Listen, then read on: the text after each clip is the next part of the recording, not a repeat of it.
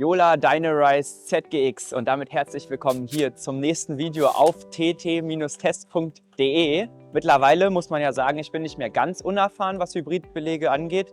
Der Tipa Hybrid MK-Belag hat mir sehr gut gefallen. Den habe ich dann auch auf der Rückhand tatsächlich gespielt. Wenn euch diese Art von Testvideos gefällt, dann lasst gerne ein Like da.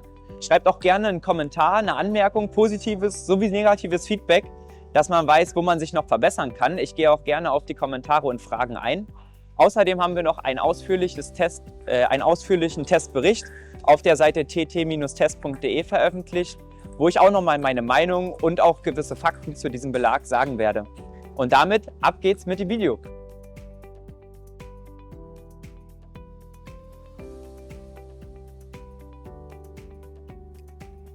Bevor ich euch mein persönliches Feedback gebe, gibt es wie immer einen kleinen Faktencheck zum Jola Dynarize ZGX Belag. Dieser Belag reiht sich in die Dynarize-Familie von Jola ein. Teil dieser Familie sind neben dem Dynarize ZGX auch der Dynarize Inferno, der Dynarize ZGR, ACC, AGR und CMD.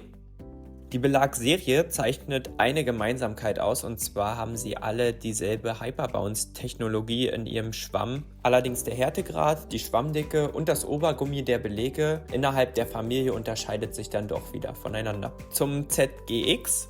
Dieser hat eine Belaghärte von 53 Grad, eine Schwammdicke von entweder 2,0 oder maximal, wobei die maximale Schwammdicke ca. 2,3 mm dick ist. Das Obergummi von dem ZGX ist sehr griffig, ich würde schon sagen bis leicht klebrig, allerdings bei weitem nicht so klebrig wie ein echter China-Belag. Da muss man ja teilweise schon aufpassen, dass der Ball nicht am Schläger beim Spielen kleben bleibt. So eine griffige Oberfläche hat natürlich den Vorteil, dass man viel Spin erzeugen kann. Andererseits auch wieder den Nachteil, dass der Belag auch viel Spin annimmt. Das heißt, dass man schon feiner justieren muss und dann entsprechend den Schnitt des Gegners auch besser lesen muss, um den Belag gut zu kontrollieren. Der Belag liegt preislich in derselben Preisspanne wie der K3 Hybrid von Tipa. Und wenn man sich die Eigenschaften dieser beiden Belege anschaut, dann merkt man schon, dass es große Überschneidungen gibt. Besonders beim Obergummi und auch beim Härtegrad der Belege unterscheiden sich die Belege nicht wirklich voneinander, weswegen ich den K3 Hybrid von Tipa auch zum Vergleich heranziehen möchte. Diesen habe ich auch einige Zeit gespielt und war positiv überrascht.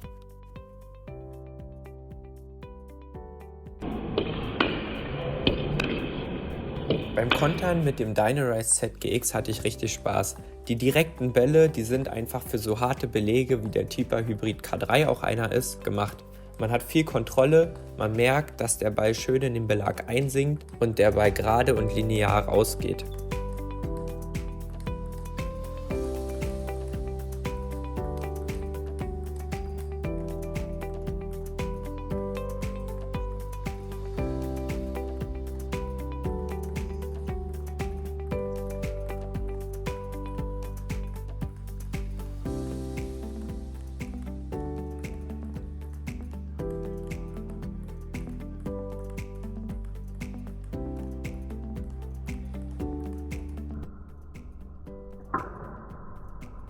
Beim Topspin möchte ich eine Unterscheidung zwischen Vorhand und Rückhand vornehmen. Beim Vorhand-Topspin musste ich mich an den Belag anpassen.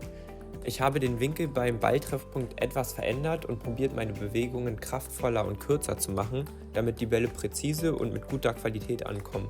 Im Video, wenn man genau darauf achtet, erkennt man das auch gut, dass wenn ich langsamere, gefühlvolle Bälle spielen will, teilweise aber auch kraftvolle Bälle, mir bei der Vorhand der Ball oft ein wenig verhungert oder aufs Netz geht, da mein Balltreffpunkt dann nicht ideal war und ich die Technologie vom Schwamm nicht ausnutzen konnte.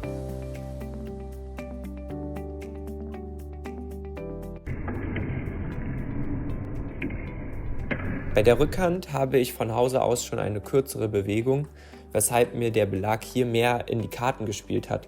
Auch kraftvolle, gut getimte Bewegungen konnte ich mit viel Spin und Power spielen.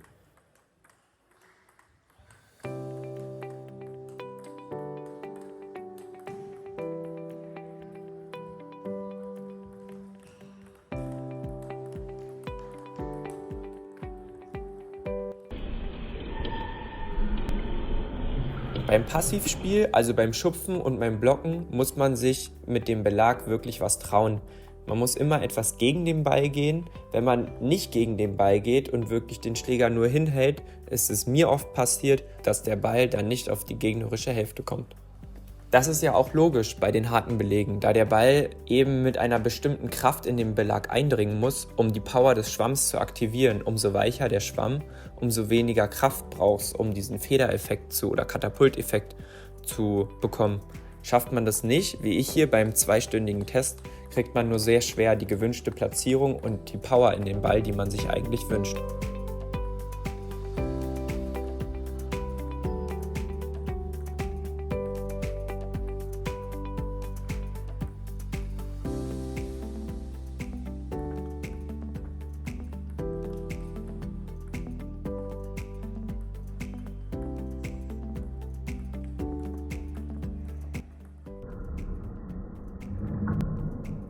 Beim Topspin auf Unterschnitt merkt man erst so richtig die Griffigkeit des Belags. Der Ball frisst sich in diesen ZGX förmlich ein, dadurch kann man selbst sehr viel Spin erzeugen, muss aber genau auf Spinveränderungen vom Gegner eingehen.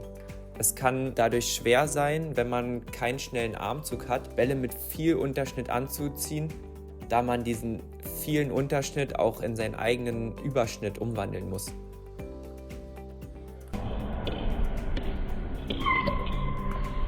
Bei aktiven Bällen über den Tisch kann der Belag meiner Meinung nach so richtig punkten.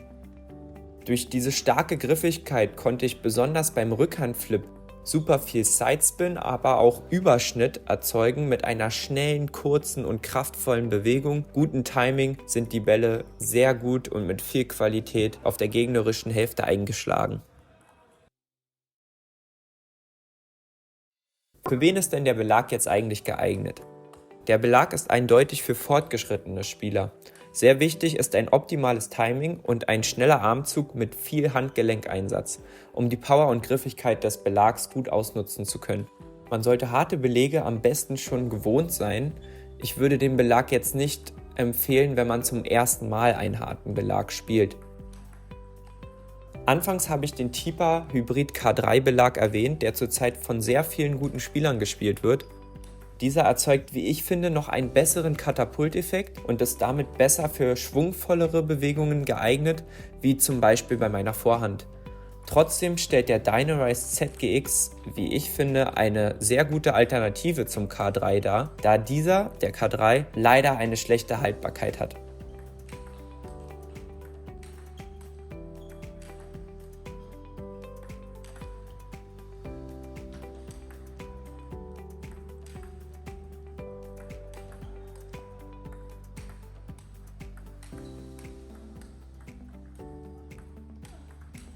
Das war's auch schon wieder mit dem Video. Ich hoffe, euch haben die Ballwechsel gefallen. Mir haben sie auf jeden Fall gefallen. Wenn ihr noch Verbesserungswünsche oder Anmerkungen habt, schreibt es gerne in die Kommentare. Lasst ein Like da, wenn euch dieses Format gefällt. Und ich würde sagen, wir sehen uns im nächsten Video, wenn wir wieder für euch testen.